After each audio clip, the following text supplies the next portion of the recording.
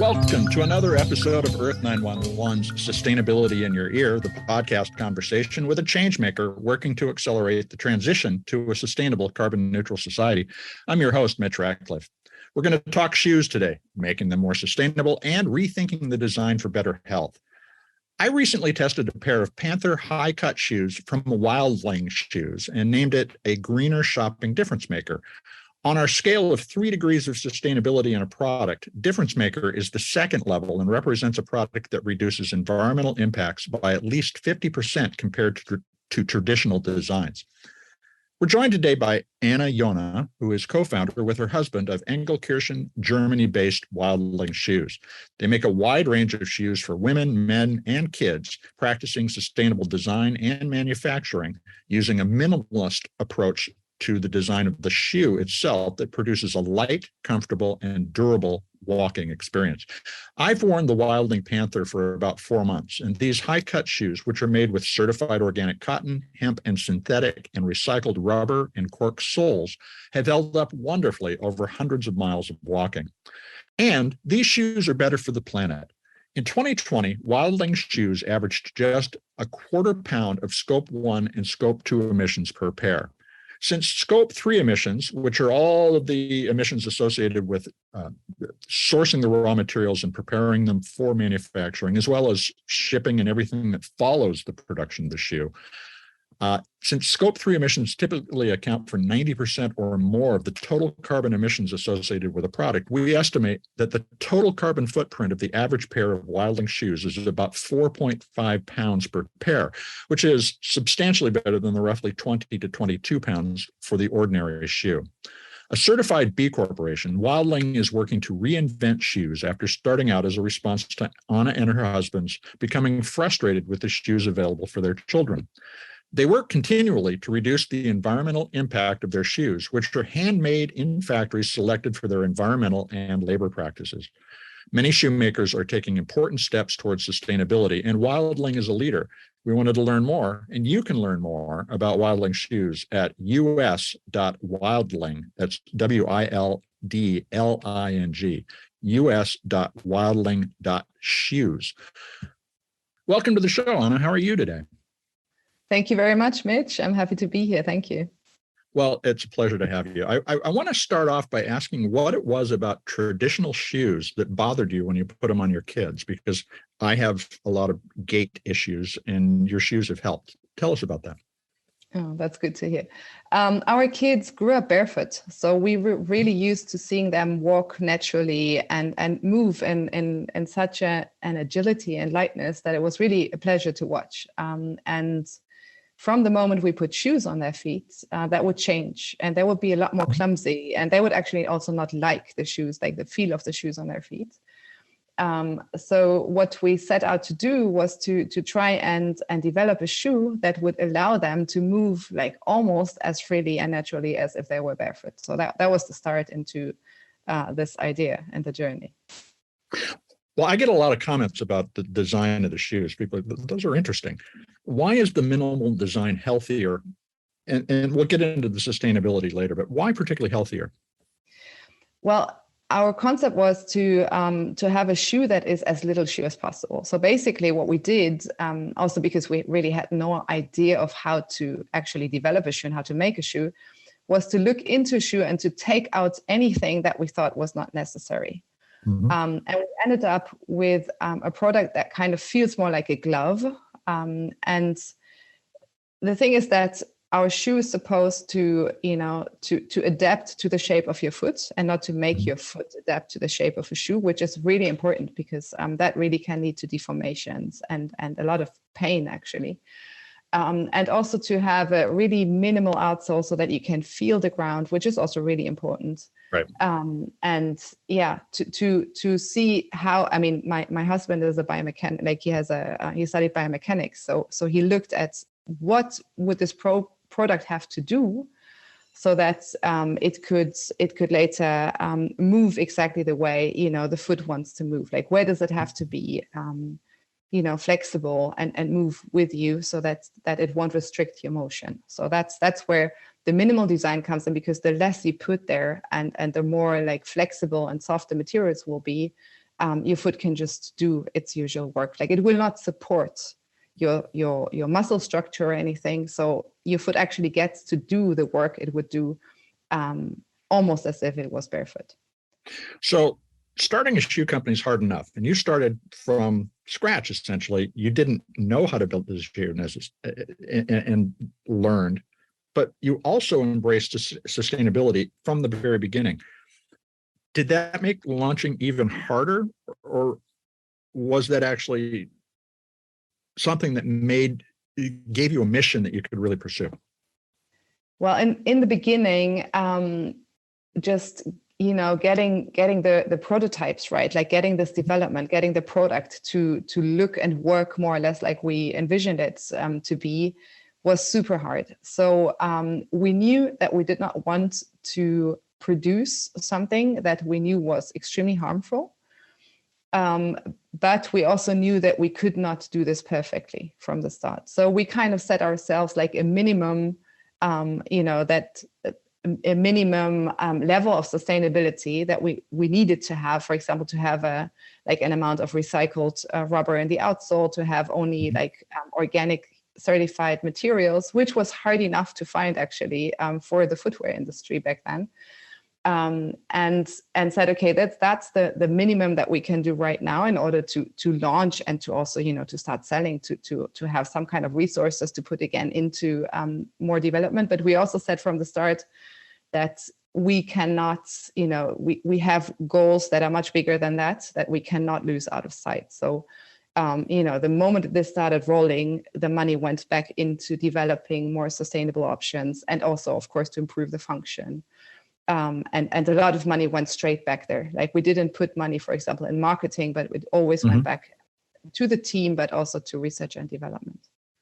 So what would you say were the critical decisions you made in terms of making a sustainable company launch?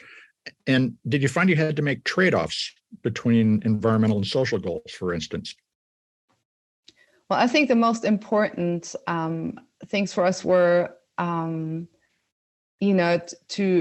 to have these ideals and to stick to them, and then also to understand that it's not enough, for example, like if my husband and I have these ideals and these values, but that we need to kind of bring them into the company, that it's, it's already in the people that you recruit, but it's also, to get together and to talk about our vision, to say which values we want to pursue and to kind of set these guidelines for the company.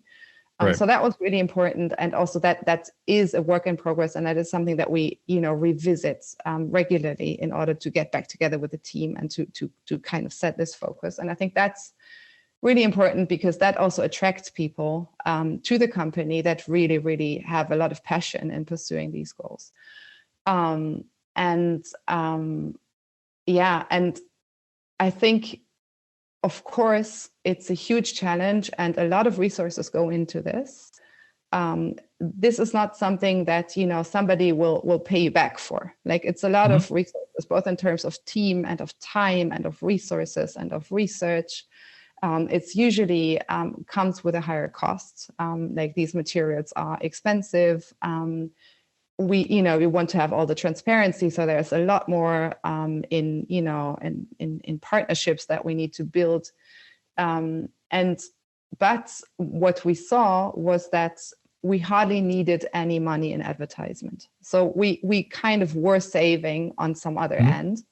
So from the beginning, we were really transparent and, we kind of took people along on the journey and we were kind of very open in showing what we're doing. And I think that together, of course, with also the function of the product, kind of led to the fact that people would keep talking about what we're doing and would keep talking about the shoes. So there was a lot of word of mouth, and that really helped us, sustain our growth in a very stable way. So telling the story, being transparent about your process on the site actually fueled the marketing that you weren't spending money on. You told a story and people started to share your story. That's true. Yes, that's true. Now, did you embrace the idea of being a B corporation and supporting 1% for the planet at the very outset? And was that practical? No, we did not. Actually, I'm not sure if B Corp already existed, or at least we did not know about it. You were here. right on the cusp. Yeah. Okay. Yeah, probably. But it was something that we did kind of for ourselves a bit later on, because we saw that, there are so many things that you can pay attention to, and there are so many things that you should be working on. So we kind of used the assessment from B Corp as also some kind of a framework and a guiding tool to see, okay, which are the areas that we're already quite good at, and which are the areas that we should, put more focus on. And that kind of also helped the team to steer and to take some strategic decisions. So actually, in the beginning, we did that for us, and then we thought, okay, now if we've passed the assessment, we can as well go for the certification. And the 1% for the planet, that's actually something that we would not have been able to do much earlier, because we don't have investors. So we had to, to grow from we were bootstrapping, and we needed the money always to also fund, the next year and the growth of the company. So from the moment that it became possible, we kind of looked for options. But actually, we've come to the conclusion that, it's a huge challenge to kind of wrap your head around. But if we're doing this right, no money should be left over at the end on the bottom line. If we're making a big profit that then we can kind of donate from, then probably we're doing something wrong beforehand. So then we're not redistributing the money evenly enough. So that's a huge challenge to tackle, because of course you need some money to safeguard the company. But yeah, what's the right balance? Well, it took 50 years for Patagonia to go from what you're describing to giving it all to the planet. I hope that you get there too. Yes. When you did add 1% for the planet, did you find that brought more people in? Did people look for a 1% company to buy their shoes from? Well, it's our main market is in Germany. It's still the biggest chunk of our market is here, and 1% for the planet is not that well known here as it would be in the US. So I think what this gave us were great conversations, a great network to tap into, just like meaningful exchange on eye level with all kind of very interesting people and organizations. But I'm not so sure it actually, it boosted our sales or something like that. I don't think so, but that I think is probably due to the fact we can never know also how many people kind of came to us through there. But I think here we've established ourselves as a brand with those values. Like we don't need that certification or that seal, that proof of what we're doing, actually, I think. Well, let's talk about the shoes. For us, and it's more in terms of transparency to actually be able to show to the outside that, what we're saying is based on something. I think that speaks volumes both about, your commitment and the willingness of the market to embrace somebody who has decided to do the right thing and is being clear and complete about disclosing what they're doing.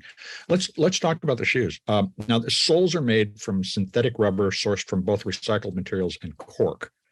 And when we were doing the research on the article, we talked a little with you about what you're working on to eliminate the use of petroleum. So how's that going? And tell us about how you came up with the structure of the sole.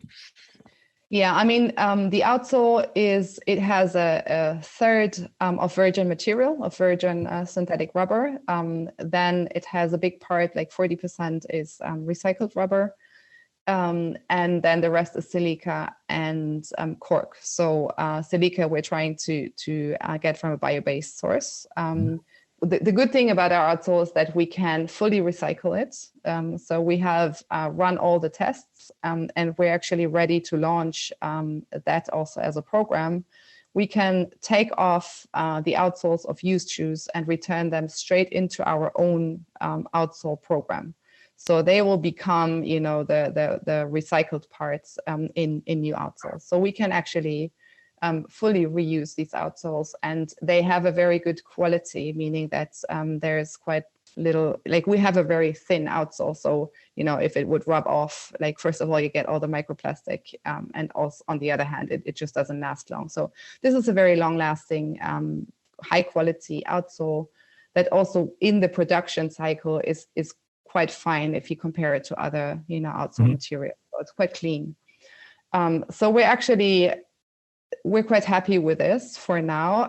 We are checking other options, but what we've seen so far is that when you go for bio-based materials, and there are some first ones that that you can check, usually they are not very well recyclable. So for now, it appears to be that this is for now the better option, but we're keeping our eyes open. We're also working with other companies, sometimes also startups, to see whether there's a lot of movement in the industry. So I'm quite sure there will be better solutions in the future, but right now we have our focus on recycling.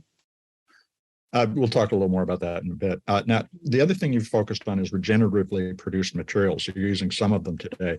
What's involved in sourcing that material? Do you have to go to farms and say, we would like you to grow things this way? Or are farms coming to you and saying, we are producing regeneratively grown cotton, for instance, or hemp?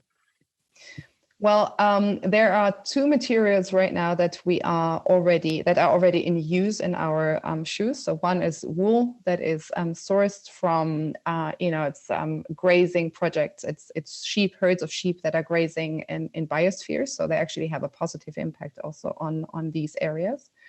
And they are mainly kept for this purpose, and which is easy because here the state is funding these kind of projects, so the shepherds can actually live from that.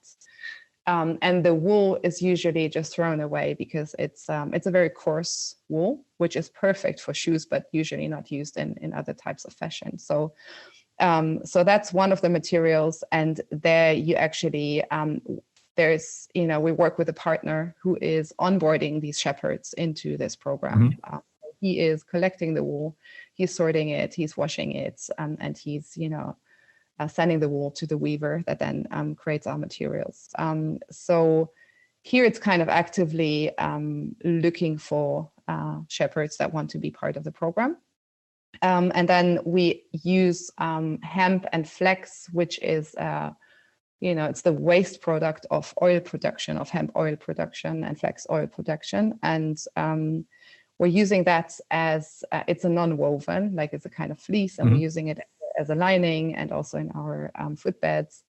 And this also comes from like biodynamic farming. And what we did is just to connect the farmer to our supply chain so that we could replace the raw material, like coming from a biodynamic farm and then going into our materials. But we are in touch with other partners, and also are initiating projects to also replace other materials in the future that we're using now with a regenerative source. So this ranges from setting up the entire project and finding the people who want to work in this, to just hooking up with someone who already has some kind of a platform and is in touch with many farmers, and then trying to to onboard them onto a program. But it's usually it's not the way around that you described. Like usually most farmers who are already looking at regenerative practices are like, we're looking mainly in Europe, so they are mainly focusing on food production. So fiber production is kind of is something that you need to revive in Europe, and that's actually the biggest chunk of the work, is to get the supply chains running again. Now, the other thing we talked about during the research we were doing was the microfiber outers, which are petroleum sourced. Yes. It's something that you're working on replacing, but it's difficult. Why is it difficult to replace microfiber, and how's the project going? Yes. Well, this part of the shoe is very much worn. Like we have this thin outsole, and therefore there's a lot of wear and tear on the lower part of the shoe. And we both need a material that you can glue the outsole to and it will stick very well. Otherwise you will, it will start coming off unless you stitch it. Mm-hmm. And then you also need a material that really can take a lot of wear and tear. So for now, this has been both a decision for function, because you can also waterproof the shoes more easily with this kind of material, and also quality and longevity of the product. So we have not been able to find a real alternative to this material unless we would use leather, and leather has been really difficult. Like both for, reasons of how, where it comes from. It's very, very difficult to get transparency, and also to have a process that is, not using or very transparent about like what kind of substances are being used in the, the tanning and everything. So it's a very difficult industry that we have not been, that we haven't felt comfortable to use so far. So any plant-based alternative, like whatever we could see was always that, it looks very green from the outside. And once you get into it and you start digging, then you see, okay, it's really not what you have been promised. So what we're doing now is to, in the spring summer collection, we can stitch the outsole to the shoe. So the gluing is less of a problem. So we have replaced the microfiber with textile in almost all the spring summer models. So that's just, we've just left it out. And in the winter models, this is not possible because we cannot stitch the outsole to the shoe, because then water would come in through the seams. So we're actually developing a new kind of outsole to put on the shoes in order to get rid of the microfiber, because the outsole then we can take off and recycle. And then we have, we can get rid of that, that other part. There's also, we had microfiber in a few other places, which we're also replacing through a new construction. So we can also use our textiles there instead of the microfiber and still, have a sturdy and strong shoe. So. Well, I've certainly found it with the Panther that has held up great over hundreds of miles of walking. So it's great. Fabulous to hear the progress. But on the other hand, if the thing stays intact and works, it's also a form of sustainability. So something to think about. Let's take a quick commercial break. We're going to be right back to talk more with Anna Yona.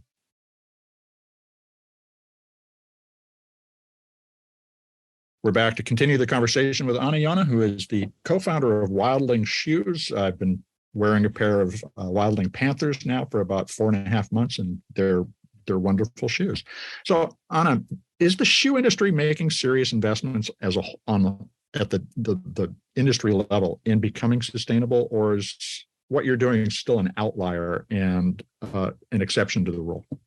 Well, it's always hard to talk about competition. And also, of course, I don't have the full transparency of what's going on behind the scenes. But if I see just on the outside what kind of, offers the shoe industry is making, you can see that it's not, there's the one or other, project that is coming out, the one or other breakthrough also in innovation. So yes, I do think there is work being done and a lot of research and development behind the scenes, but it doesn't tackle the core. So, it doesn't sound like there's a lot of conversation going on between shoe companies about how to get there either, because all of you could get together and drive for better sourcing, for instance, but that's not happening. Yeah, absolutely. I think actually the future is in that we get together, that we collaborate, that we stop competing with each other, and rather, if we really mean it, then we should get together and get the solutions more quickly. Mm-hmm. One problem that I see with this is that also the structure that regular companies are set up, you have a few people at the top that are making a fortune. And you have all investors, shareholders, and the rest is working. And we put a lot of work into sustainability. And I would love to get together with others and exchange knowledge. But it's always difficult when for example, you're sitting there with another startup and there are investors behind it. And And you're just asking yourself, like, who's going to benefit from that? And who are they going to sell it to? And where's this knowledge actually going? And will it really have that impact? So I would, we're trying to find companies that are either, trying to become a purpose company, which Patagonia just did, like to really say, we act like a nonprofit. This is not here to, make a few people like incredibly rich, but this, like, we're doing this in order to find the right solutions. And with companies like that, we can be completely open and exchange knowledge and solutions and really try to get there quicker. That's an interesting point. One that once we move from it's all about making as much money as possible to creating a better impact in the world, you have an incentive to share a lot more information. And, as I was saying before, if you can push the suppliers in the right direction as an industry, you can change everything about the industry. Now, you're also committed to becoming fully circular in the long term and carbon neutral. How are you doing on scope 1 and 2 emissions, which we've talked about before? Where are you on the path to reaching carbon neutrality? Well, carbon neutrality isn't our focus at the moment. Our focus is in carbon reduction and emission reduction right now. We have scope 1 and 2 are really just a fraction of our overall footprint, of course, as a producing company. But we have, for example, installed solar panels. We have exchanged the oil heating system to a heat pump. So we're trying to reduce, to actively reduce our emissions within, the scope that we're directly handling. There's like a no-flight policy, all of these kind of things. But I think the biggest impact lies in our supply chains and our value creation. So we're trying to, to do a pain point analysis and to really go into the places where it hurts most. Like, we have some things that we can, push forward with our partners. For example, putting solar panels on the roofs of the factories, which is quite easy right now because there's also a lot of funding from the states. And then on the other hand, we need to look into where actually we are creating the biggest emissions. And we have a team working on that, but you can't go by, the problem is that if you take secondary data, that will be very warped. Like, it will not reflect our current supply chain. For example, then wool would have the biggest negative impact. And the way we source the wool, we actually consider it to have at least a neutral impact. The thing is to really to actually derive the primary data from our supply chain, which is a lot of painstaking, tiny details that you need to get together in order to get a good overview. We did an estimate, and your shoes do come in at about a quarter of what we believe the average shoe does, and it's impressive. But you obviously can continue to make progress. Now, one of the things that you've done is invest in rewilding. You have a project about rewilding, not rewilding, Europe. How does that fit into your sustainability strategy? Are you counting offsets from that against your emissions, or is that just something you're doing to do good? Yeah, no, we're not counting offsets this way. We believe that rewilding has a very, very important role to play in climate protection because rewilded areas, it's also the biodiversity crisis that we're facing. So rewilded areas can really create some kind of a counterweight to other trends that we have anywhere else. So we believe that basically a good new landscaping would be, you have rewilded areas where nature is just left to itself. And it's incredible if you see the resilience and the recovery that nature can make within a really, really short time if it's just left to itself. And that really, I think that has a healing quality, not only, for those landscapes that you can see, but also when you go and visit that, it really has an impact. And then it would be a regenerative agriculture to produce food, to produce textile, to produce, fiber, but also to not destroy the biodiversity again. So kind of to be a haven, like a soft, you have these different zones, and then you have the circular economy. So those three things is something that we try to combine with each other. That's our vision for a better way of still living on this planet and creating stuff together, but doing it in a much more balanced way. Well, and reducing waste is key to this. And when we talked again during the research we were doing, you're working to reduce your factory waste. Everything's handmade, which is impressive too. How are you using discarded materials so that they don't end up in a landfill? What's the strategy that you've taken to reduce that waste? Yeah, at the moment, I mean, one of the biggest things is the design itself. Like, how much material is the design, using, and where can we reduce materials, like just from the outset? How can we, place materials on the different, like, how can we cut the materials so that the production waste is limited? But still, the production waste is probably the biggest waste producer in our value creation. Besides, the actual product. So there are two things that we're working on. And one is the recycling of the actual product, like the end of life, like a take back system. And to recycle the shoes, I just said before that we can already fully recycle the outsole. So now we're working on the fibers and on the rest of the shoe and how to recycle that, how to reuse that. So there are, like, we have a strategy of, first of all, just collecting everything and finding, a very pragmatic way of reusing that, which could be, you have the scraps, you turn it back into some kind of a fiber and a fleece, and you can reuse that fleece within the shoes. It can replace paddings and all kind of materials. But the goal is to, and during the production, you can already sort the different fibers. You can sort it into the different materials. And then the goal would be with these partners in Portugal to return the fiber into a yarn so that you can, reweave this into, so there are things that are, it's easier to do this with. And wool, for example, is quite easily recyclable. Sure. And then there are the natural fibers, which it's possible, but it's a bit more difficult.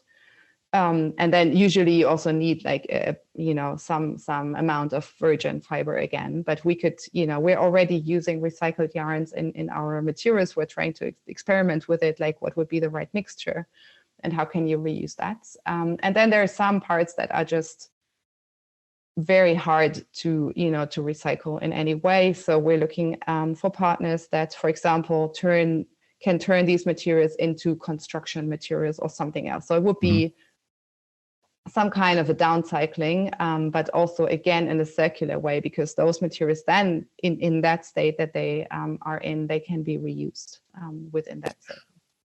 Now you're also launching a repair program so the shoes last longer.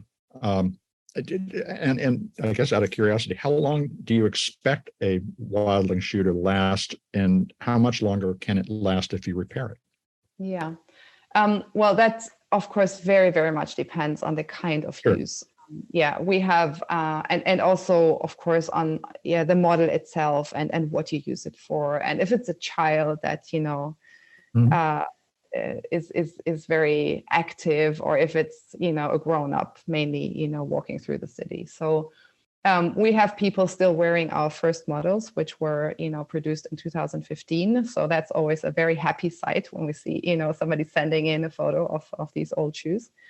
But we also have shoes like that, let's say kids wear, and they wear and tear through one after half a year or something like that.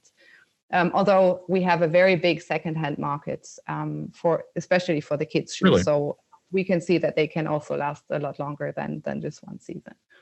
But we expect, let's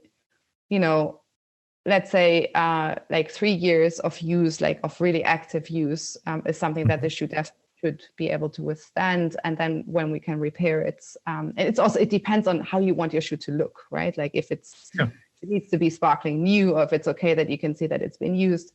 But with that, we can replace the outsole, or we can, a tear or something, we can fix that. So we can fix any item of the shoe we can repair. So right now, what we're doing is to to just do in-house repairs within the warranty period of 2 years. And we want to extend that later to also repairs that you can buy as a customer. So you can just say, okay, instead of buying a new pair of shoes, I just want to buy a repair, and I just want to get a new pair of outsoles, for example. And then you can send us the shoes. But that's kind of like, we're just testing all the processes. And then this will be the next phase of the repair program. The week that we happened to be talking, there was a news report about a scientific study that showed that you could make compostable shoes, and they had some composted shoes to show that actually worked. Many of your shoes are very close to being almost fully biodegradable. How is that project going? And tell us about where you want to go in terms of an alternative end of life, not just, the circular end of life, but if it ends up in a landfill, that it breaks down. Is that an important place to get to? Well, it's very difficult strategically to go for all of these things at once. Like what we've seen is that if you want a product to really be long lasting and to be recyclable, to be reusable, then very often, let's say, it also being compostable is very difficult. Also because the shoe is made out of so many different materials. And then it's, it can be just the yarn or the kind of glue that will stand in that way. And also, I think there's a lot of confusion around like compostability, because you can return you can't just dig a hole and put the shoes inside there, but it has to be within an industrial facility and at a certain heat and conditions that will then help to decompose the shoes. So my father is a chemist, and he's part of our recycling team, so he did kind of a lot of like just home tests to see like he ordered like so-called biodegradable materials, and he put them in all kind of like I do this stuff at home too, so I totally get it. Yes. And then he looked at the stuff under his microscope, and he's like, actually, you don't need a microscope, you can still see the stuff here. So he was not very impressed. And so, I mean, ideally you have a product that you can repair and then recycle, reuse, recycle, and then at the end, it will end up, it can just biodegrade. So that would be wonderful. But so far, we have not found any way to really make this possible. Like there are parts of the shoe that could be biodegradable. Of course, like if you have undyed, unfinished wool, that can just go straight back into the soil. Sure. But not the shoe the way it's made at the moment, and also not with the quality and the recyclability that we're aiming for at the moment. So thinking in terms of longer life cycle, repairability, circularity is probably the more viable way for the industry to go than to think in terms of we're going to make something that breaks down when you throw it away after a year. I would think so. I mean, the one thing that really bothers me about, let's say, having an outsole that is not biodegradable is that you will have abrasion. And it's actually more than you think it is. Like it's a very thin outsole, and you wear them for a year, and then you see some scratches. But we're weighing the shoes, after 1 year or 2 years or 3 years. So you can see that there is abrasion on the shoes, and this plastic is somewhere ending up in our ecosystems. So that's the point where, we're saying, okay, for now, the solution that we have is okay, but I really hope for the industry to make progress and to actually, get something out there that is also, it's bio-based, it is recyclable, and it is biodegradable. But it's a way to get there. That's a very honest response. Thank you. I appreciate that. You guys have done great work, and the shoes are really phenomenally enjoyable to wear. People like them. These probably are the most commented upon shoes that I've ever owned. Starbucks, I don't know why, but people drinking coffee look at others' feet. They ask about the Panther. Where can shoppers try on your shoes, if anywhere, or is it all just direct to consumer through the site? Yeah, at the moment, it's mainly direct to consumer in the States. We're at the Vegan Fashion Week in LA from the 10th to the 12th of October. And we're also planning a pop-up store in San Francisco, but the date has yet to be confirmed. I think the best way to get in touch and stay in touch if you want to try out the shoes is probably to sign up for our newsletter, because we'll be, sharing all details of developments in that way. So yeah, there have been quite a few events this year in the States and in Canada, which is great because we couldn't do this before. So there will be more to come for sure also. Well, we'll be keeping watch. And by the way, you did send along a 5% discount code. We'll share that in the article that goes with the podcast. Thanks. I hope everybody tries it out. Anna, it's been fantastic talking with you. Thanks very much. Thank you so much, Mitch. It's been fun. We've been speaking with Anna Yona. She is the co-founder of Wildling Shoes. They were nice enough to send along a discount code that you can use to save 5% through the end of October 2022. So visit us.wildling.shoes and enter the code. You're probably going to want to copy this from the article on Earth911, but the code is Earth911 Wildling Shoes 5, the numeral 5. Earth911 Wildling Shoes, the numeral 5. No space, no dash. As a business story, Wildling's commitments to sustainable manufacturing illustrate the financial benefits of focusing on the solvable problems first and prioritizing environmental outcomes over immediate profit. It's allowed them to stay in business, as well as tell a genuine story that its customers embrace and share. You don't need as much advertising when people wearing your product have a story to tell others about the difference that their shoes make in the world and why it's important to them. And so that transparency that Anna talked about is absolutely critical.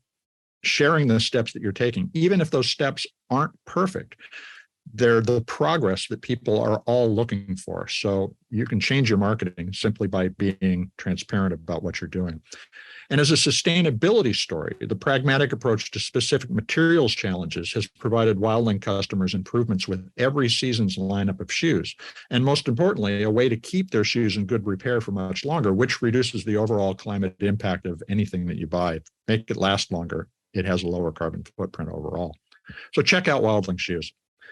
This is Earth911, Sustainability in Your Ear. You're going to be able to find us at any of your favorite podcast sources, including Apple Podcasts, Spotify, iHeartRadio, Audible, and elsewhere. Please take a few minutes to share this podcast or any of the others in our library. There are about 340 of them now. With your friends, family, coworkers. Let's get everybody talking about more ideas so that we can create less waste as a result. We're going to be back with another innovator interview soon. In the meantime, folks, please take care of yourself, take care of one another, and let's all take care of this beautiful planet of ours. Have a green day.